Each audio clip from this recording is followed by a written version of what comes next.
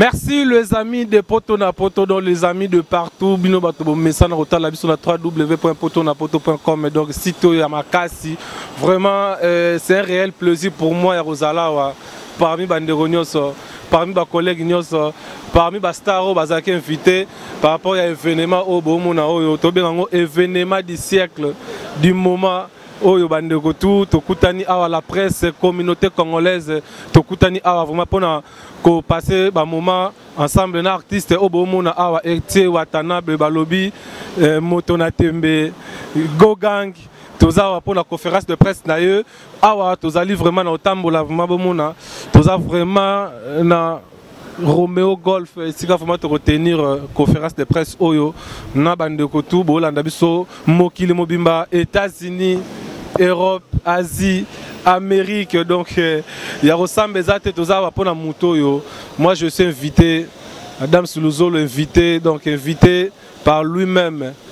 Et na réussir invitation na maboko na Moko parce que Adam Suluzolo moi sur Nzambe ya zala te côté na bango.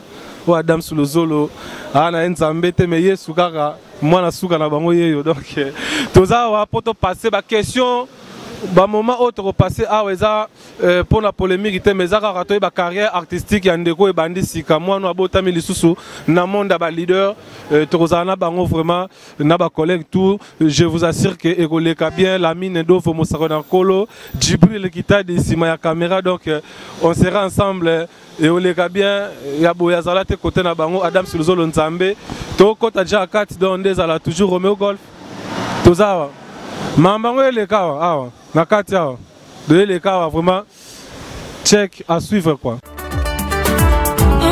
Guy Malela, le prince de la ville, le fils à maman Seth Nabondi, je vous aime tous. Ma chérie, un gros bisou. C'est moi Malex, il n'y a pas match.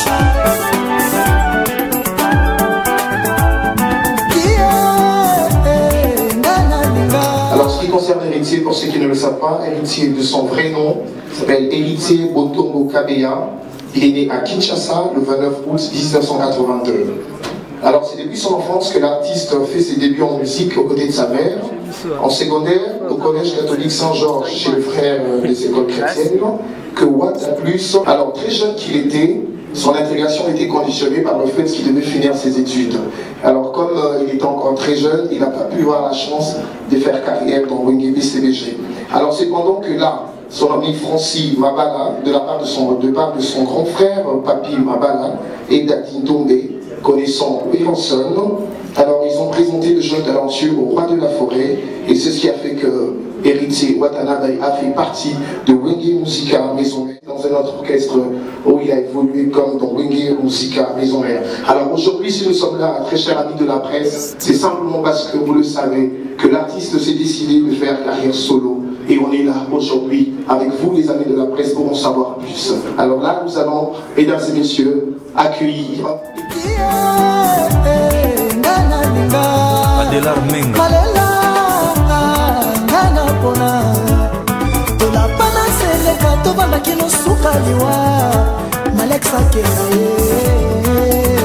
Lina Luamba. Mesdames et messieurs de la presse, bonjour.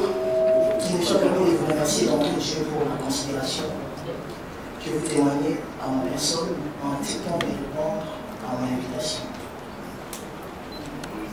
Comme vous le savez, c'est une conférence de presse. Mesdames et messieurs, je suis allé de la plume et du micro. En effet, depuis mon annonce, celle relative à la présentation de ma démission au sein de l'orchestre Wenge Musica Maison Mère, orchestre cher à son excellence, messieurs, Inga Makano Yasson, qui est entre autres mon père artistique. Cette démission a fait couler beaucoup d'eau sous le pont. Il était donc besoin et concernant d'organiser cette conférence de presse afin d'écouter aussi bien volontaire que celle de l'opinion tant nationale qu'internationale. Cela fait exactement près de 6 ans que j'évoluais au sein du dit orchestre. Cependant, en tant qu'Africain, me trouvant dans un environnement dans un environnement sociologique particulier, il est tout à fait normal et aisé qu'un enfant ayant atteint la maturité puisse quitter le toit familial ou mieux parental pour évoluer ensemble. Vivre son indépendance afin de mieux appliquer toutes les leçons apprises chez les parents. Une personnalité pétrie des talents. Et c'est le petit mot d'introduction que j'avais réservé pour vous, afin de planter le décor avant cet échange que j'espère fructueux, paisible et non conflictuel, qui sera en mode bilingue, français et lingala. Masosa linga nzambe kaka kokata likambo yango mawa omona wapiki moto akufa senga bolingo spiro betinga na motema sor na ngweza selilita nazolela kaka se mpona bolingo nazolela kaka se mpona lobe. C'est qu'on a un grand projet, question, un orchestre, un album, déjà pour quand? Merci. Monsieur Thierry, déjà, si j'ai traité, c'est parce que j'avais déjà des projets. Et j'avais même signifié dans ma lettre d'émission. Je ne sais pas si vous avez eu la chance de les lire. Donc, j'ai quitté aujourd'hui mes mères, où j'ai reçu une bonne formation. Et je pense que pour les autres maisons mères, dans le malade développement, pour l'année où la musique à maison mère, dans la musique, où il a été orienté par le grand formateur. Et aujourd'hui, au Canada, Zoakikuna, on a passé touche dans le personnel, on a salé, on a vision, oui, un album, oui. Je prépare un album que je commençais à la fin du mois, la réalisation. Donc voilà pourquoi j'avais cité les Dina de Bye. Donc, à part plus les albums, et après, pour lancer l'album, il faut un groupe d'accompagnement. Je ne dirais pas que ce sera un groupe d'accompagnement, un groupe d'accompagnement, mais pour faire la structure, il faut former, tout ça, il est là. Donc, de manière qui déjà m'a rendu parce que la mairie de la politique, effectivement, il y a chaque jour qu'on récupère. J'avais ciblé des années pour la bande, des années où il y a eu de la talent avant. Je suis allé par la musique, même sur la musique. Et avec eux,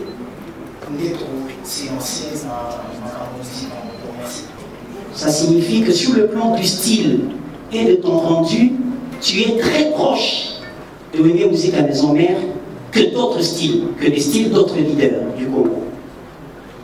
Et je crains parce que j'ai peur que les séquelles de Maison Mère restent attachées à ta personne en tant qu'artiste. Le style Maison Mère s'accroche à toi et que tu aies des difficultés pour décoller.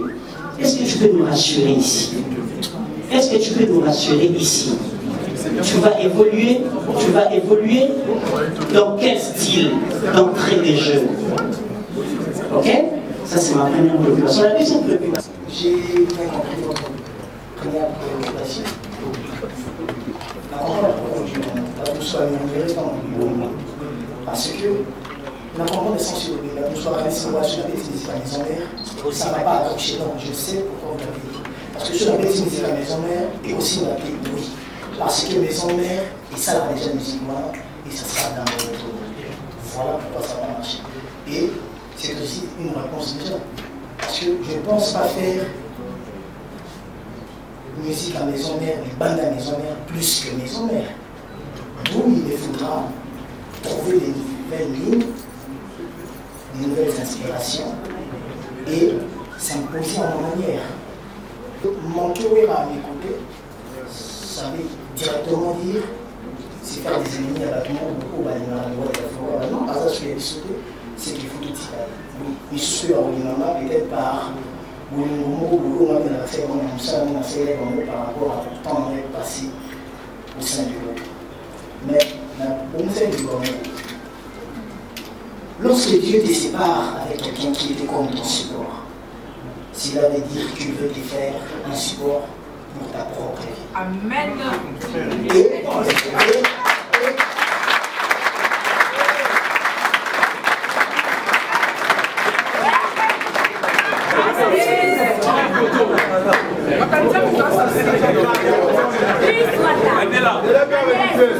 Lorsque tu te sépares avec quelqu'un qui était comme ton support, c'est à dire qu'il faut te faire un support pour ta propre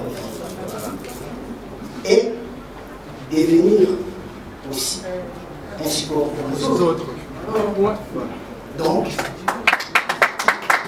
de manière dont on sait dans le salon, terrain, il y a l'autre qui va aller oui, je le sais. On a ça l'effort, comme l'autre l'animal, des héritiers, voilà, et tout ce qui va avec. On sait l'effort.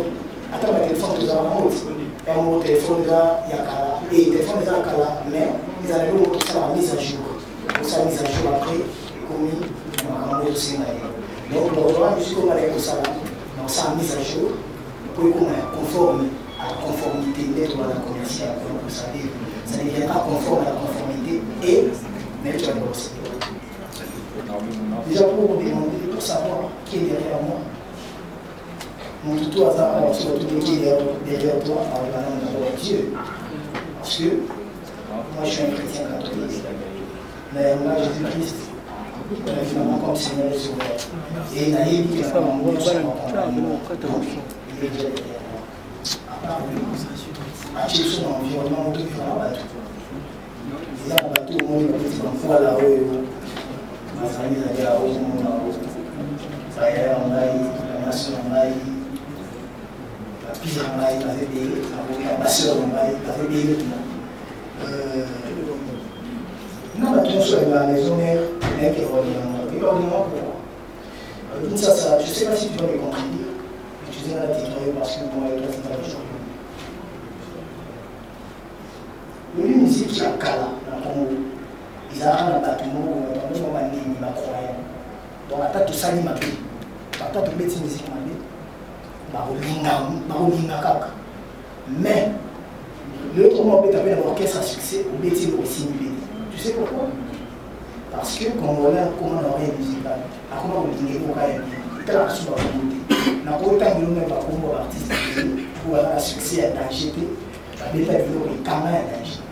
Donc ça veut dire il ne suffira qu'à vous ça nous savons bien pour que notre base soit. Donc, dans ce sens le logo, il y a la connaissance. Mais maintenant, il y a une belle. J'ai connu la communauté belle.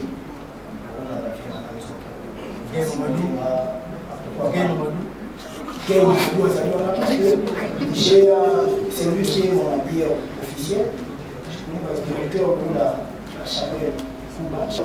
Je suis Madame Henriette Makolele, héritier Watanabe d'abord. Héritier, j'en ai pas, sincèrement.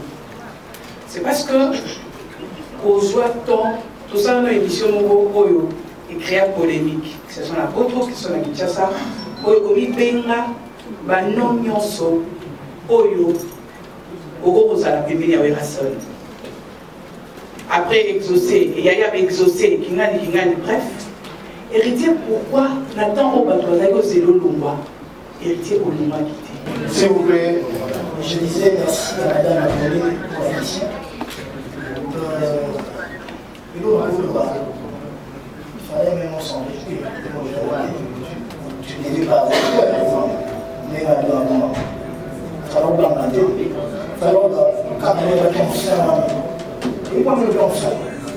parce que mais moi on a 17 ans sur la pourquoi on parce qu'il y a acquérir sagesse, intelligence et maîtrise non ça pendant tout ce temps-là, pourquoi je n'avais pas quitté?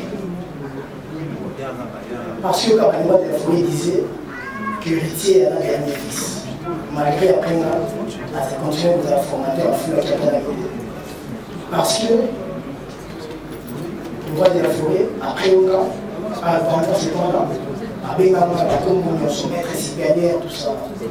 Donc, à la fin, comme ça, on est mais quand on a dit qu'on s'en a dit, mais quand on a aussi l'effort, il y a aucun moment où on a aussi on a oublié pourquoi? Parce qu'on a mis la salle à la vie et béni.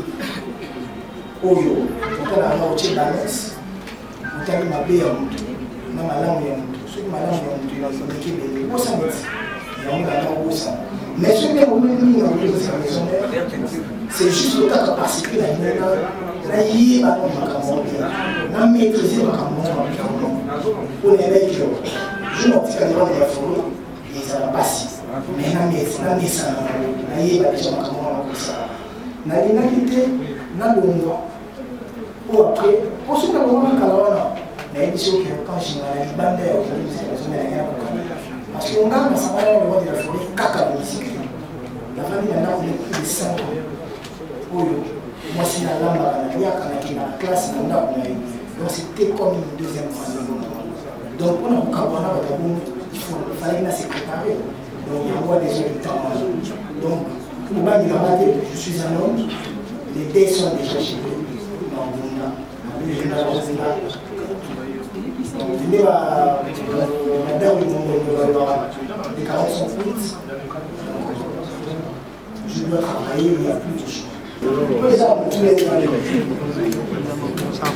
oui la Congolais de la réponse sur lui quand vous pouvez l'exemple c'est pour ça que vous mettez une chose dis-moi comment il a fait un peu ça pour toucher mon cerveau parce qu'on est là on est là où il s'est là puis on a eu là si on a pas besoin de réalité mais là on sait comment que les invités ou les invités en conseil interpréter quand vous êtes à savoir est-ce qu'il y a véritablement des avis de présentation à bord sur les présentations à bord oui au candidat qu'il ne fallait pas inviter parce que la présentation à bord c'est le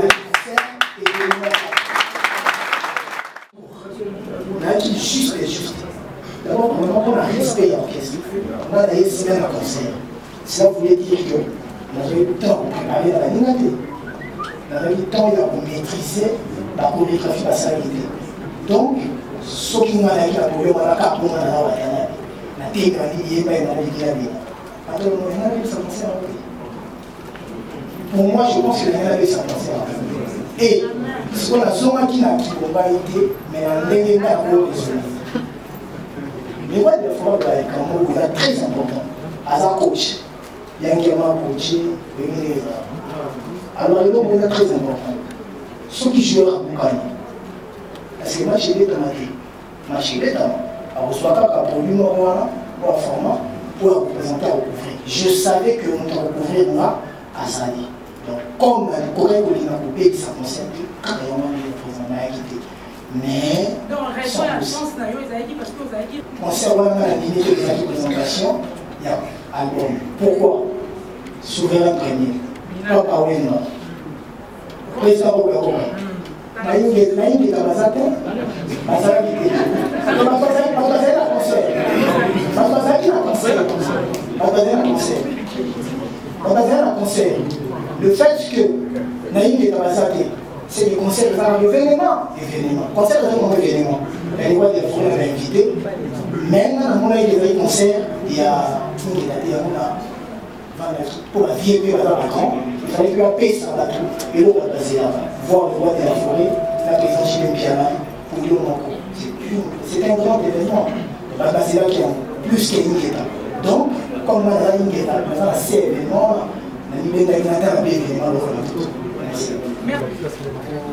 Touché par mon si nous sommes comme ça. Pourquoi? Parce que quand on rentre dans un rue, qu'au niveau Poyaté, il faut qu'on s'appelle le côté pour soutenir le côté où on sur les gens parce que ceux qui ont assis ma vie dans le retard, la seule entente d'ailleurs en comptant de réalité à Poya. Et j'aurais peur, j'aurais vraiment peur, très peur même, il y a une bande dans le retard. Donc, voilà pourquoi même on s'est référé au passage de l'autre idée. Pour tout ça, sous une autre forme. Même il ne peut pas y grâce à maximum. Et si tu vas nous faire ce que tu nous fais tous les jours, nous allons te bosser à la boya. Je veux que tu nous fasses une musique intelligente. Je ne voudrais pas dire que je suis le plus talentueux. Mais je sais que dans le temps où on a eu, on a ça dans on a sa chance dans ça. Oui, Natala qui s'y m'a Natala qui on a Zalaki. Natala qui est on a Komaki. Et pour vous dire la vérité, c'est une la maison mère. Mais moi je cherche autre chose. Parce que la maison mère, ils ont la place ceux qui pour la maison mère sont au talent. Ils ont le droit de mettre au talent, ils ont un petit Nicolo et Sukité. Mais sur la maison mère, on a autant de Nicolo. On a place moi et Suki. Il a oublié la somme. Oh, ceux qui marquent maintenant, débordant au plus long, on va aller ici. Voilà. Il y a un aussi là pour la vie doit nous pour la méca pour grimper petit côté de sa succès. Voilà. Donc voilà. Mais nous avons pour même grand prêtre, notre Seigneur, il nous a créons-le à notre image. Créons les animaux, créons les cieux, la terre, créons. Donc Dieu même, on sous-entend qu'il était entouré des gens. Voilà. Donc nous avons aussi dans la démarche, mais il y a une chose qui peut aider. Il y a des cas où il y a des achats où il y a des masses à ma radio par le je sais pas,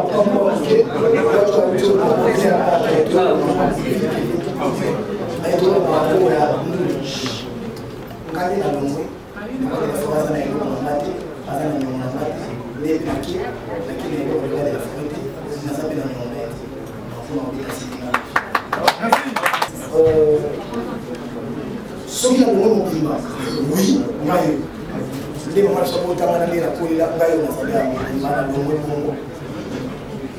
parce que la première boutique est l'autre. Boutique est l'autre, je vois la spiritualité. Donc, le monde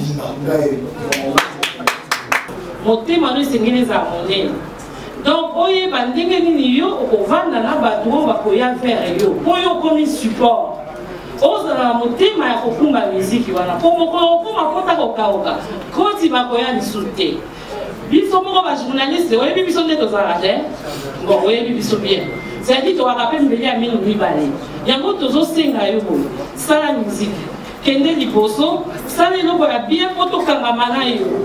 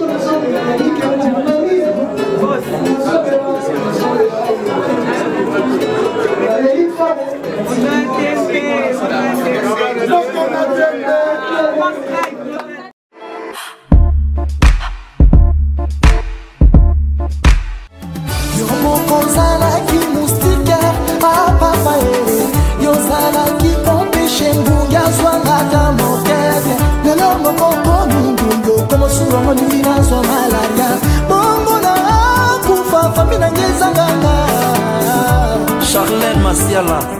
Karine Mokonzi, bonsoir. Bonsoir Yaya. Comment tu l'as dit ensemble na boké binyo c'est puis la question par rapport à la conférence de presse il y a ndeko na biso Watanabe impressionnant vraiment et cause à la ndeni. Non, impressionnant ngezaka que il est quelqu'un héritier a décidé que l'on maison merci ko.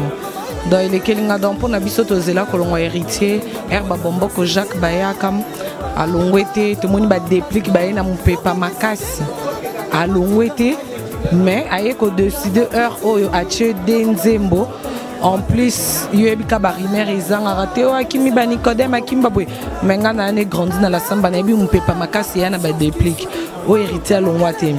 Donc impressionnant que non le Canada pourquoi vraiment une décision parce que et l'Obama héritier ngalongwa alongwe te héritier ngalong yambalo père et l'Obama est comme d'hab parce que les kila un jour na bengue boss yoka olongwa abi c'est vraiment dans longwa oui okoyeba voilà okoyeba na biba cité on kunde na bena en Amérique to l'équipe a équine et l'autre l'accès kalongwe comme on a événement 3 jours après tout le monde était au bien mais événements c'est que c'est solo et puis on a mon invitation il y a conférence de presse na mon que toi on a chanté parce que ils ont battu auto kanisa te que Simba et Simbi le lobo bin samokile à combien de fois héritier Watanabe na maison mère to à ces perceptions nanu na ba vocal et puis na banze beaucoup tout rien à dur donc pour on loba que yango avant nazo maloba na ibandeli na loba qui ne bonne chance et puis na ba félicitations parce que est facilité héritier na maison mère aza dernier fils oh ya lobaka yango isala makam héritier sala ba mabe mususu o igwazi para ko bange zara que atik akomiye moko bitumba mso etele maté parce que na bitumba mso les cas 5 ans batika po wera mais les wera za temtana bikena ruya donc biso petozana biso presse tozana merci non on a respect à ça na biso na presse à respecter biso na ndenga bengisi biso dans toza simana wana pona promo kopesa ka ba chance to chaka esu ba point na ba via ba tout po ba to ko to chela ba point et ba luke comme virgule phrase et continue donc héritier Watanabe na ba vocal à pamba je te dis que aningisa mokil parce que nga héritier lokola papa nanga héritier mtameminga la samba donc tom soutina les canaux TV boye ndé balbanzamba qui trata ça à travers yé parce que ça memenga la samba té na côté monde de musique té ngana les KTV té na ngana yamba misiani na tout neni na biloté donc grâce na yé mtameminga la samba héritier za misiali bosso on nga karina comme vocal na kai qui comme ozupe ya kai no na suka ya calcul vocal au cœur fidèle tout est accordé Tokoma, héritier qui est potobakanelienne, nigne ko inda na fikin, héritier Fukama. Je jure fidélité à toi mon Dieu Seigneur Jésus. Guchalela yo ya tro ya wera sonengia malanga. Donc et à qui bilo au mon héritier Rosolo na wera oson que papa na mwana ko kabwana et sali pasi, n'abi qui a facilité héritier tindingo solo na biso je crois. N'habité à Zamutu, Anna choité, il faut pas que je qui est ça la passe Anna passi parce que héritier na wenge musique à 16 ans de maison mère, 16 ans succès, si on a 16 ans à Salina Wera Toko 18 ou 17 ans. Donc Anna Tom ça mais c'est na Wera kolkana ba parents parce que héritier le pang na le bossa sombi asinyamba moi zibuka simbisi mampata po amwa mkyo yeba tena chabuku wapi boyiba omoni do et alors quoi à part que l'on la famille à part que l'on la mouvement allons bien et l'homme autre baké pour sona musunde kabwan. Vraiment votre impression par rapport à la conférence de presse où héritier Watana ba uti tenir vraiment ce que cause appelle impression non impression langeza positive hein impression moi encouragement il y a avenir comme j'ai dit tout à l'heure hein donc tout ces héritiers chance au-delà de tout ce que les gens peuvent dire autour il y a Kombo naïe personnalité naïe mais c'est un garçon intelligent et héritier a sacrifié jeunesse dans la musique nabiso hein donc pour nous faire plaisir pour notre bonheur tout vraiment chance tout encadrer tout encourager tout soutenir mais au moins vérité zone dans le monde de la musique vérité zone pour le côté les trop bah aussi trop maintenant tout le rognon sur la Kombo na on so imutap sali mabe ça mabe donc ça est bien ça mabe mais ba kadia oh ça la souté musique comment moi je n'ai pas héritier comme référence ça dit nous considérons que nous tournons une page de l'histoire de notre musique nous écrivons une autre avec héritier donc bonne chance aux garçons plein succès donc une personne largement positive donc je n'ai vraiment rien à dire surtout que les options jouent beaucoup. Vraiment, on continue toujours cet élément, vraiment, Bolandi na boke binyoso, toujours impression, il y a oyo, bazala qui n'a biso na kati ya conférence, toza bona mwana poto, yé aye fraîchement arrivé donc à Koutani pena conférence de presse. Il s'agit bien de Géraldine Suika Rihanna d'Afrique Boyo Karana micro yo, autrement dit donc bon Hiroshima paye. Bonsoir, bonsoir Rihanna. Bonsoir. Tout le monde a une conférence de presse impressionnant les années. Donc, quand c'est à Makassi, il fallait qu'Atoya, donc Talaka Boss Live, donc voilà quoi, Aza Bisso et la famille. Donc bon, événement on a les Catalara d'abord qui n'a pas aussi quand on bonté. Donc on a foutu billet, donc on a ya pour nous soutenir hier. Donc voilà quoi, on a une concert mon côté, n'a qui juste pour donc pour la conférence de presse, il y a héritier Watagoga de maître supérieur. Donc voilà quoi, tous ali, donc et les cas fait bien. Donc bon, nous sommes l'équipe bien. On a aussi un raquet, tout soutenir y, n'a pas conseil, donc n'a pas bébé, donc voilà. Tout peut être chance naïe quoi, parce que n'a mis des années. Donc so boy au salmo qui naïo, boy au commis un amaï, donc il y a rien à dire. Si tu as un mot par rapport à quoi adresser héritier Watanabe ou à Rolando à travers poto na poto au Golo Banaïni. Narolo Baneka Boé, Papa Goga, Yomoroye, Binga Bengako, Papa Goga. Donc, on a la cause, le Banoka Ke, courage, Nebi Ke Simba. Pour Nezana, donc Bando Banda carrière dans la musique, non, ça est le monte au échoua. Donc voilà quoi, si on a qu'un côté vocal, non, vocal, mon côté au sala, au yomokilenzimate. Vocal non tout ça d'accord, banzemo sala d'accord. Donc tu peux sur chance. Tu dis que au décevoir bisoter, tu dis qu'il y aura de bonnes choses. Donc voilà quoi. On attaque petit nayo Yakati, Géraldine Suika Rihanna d'Afrique. Donc deux mots ben ariri. Donc bon Hiroshima ko ya munene nango. Donc na kini donc talara papa na longwe nord na yeka pona yo. Donc pour nous soutenir yo, donc on a Paul Barake. Courage, Nzamba Liboso et Simba. Merci Rihanna d'Afrique. Merci beaucoup. Ok, check toujours. sheri biloko nyonso tu baloba na ngai ekende papa zero otala na rétroviseur absence na yo na nsima ndenge esali dega basi momenga balobi na komi ofeli namour.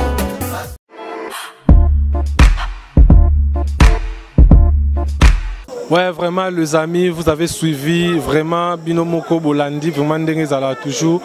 C'était un plaisir pour moi de vous montrer vraiment cet élément par rapport à la conférence de presse. Il y a Héritier Watanabe Oyaouti Kosala tout à l'heure. Donc, vous sentir après Ndengezala cocktail, ils m'ont réservé pour les journalistes et l'équipe bien. Bomoni Binomoko, quant à moi déjà, je vous dis bye bye par rapport à l'élément où il y a l'élo. Je profite avant de vous.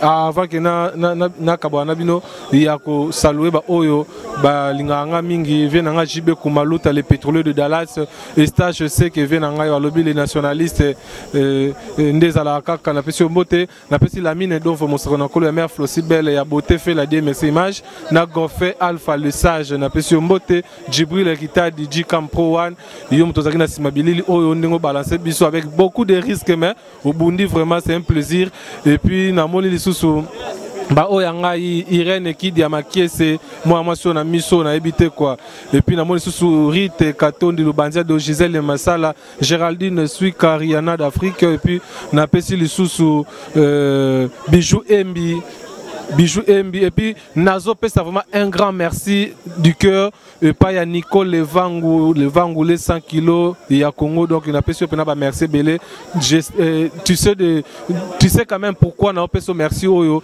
infiniment du cœur et puis na pesa Batunios tout vraiment Bolandinga vraiment là on y est si la raté check.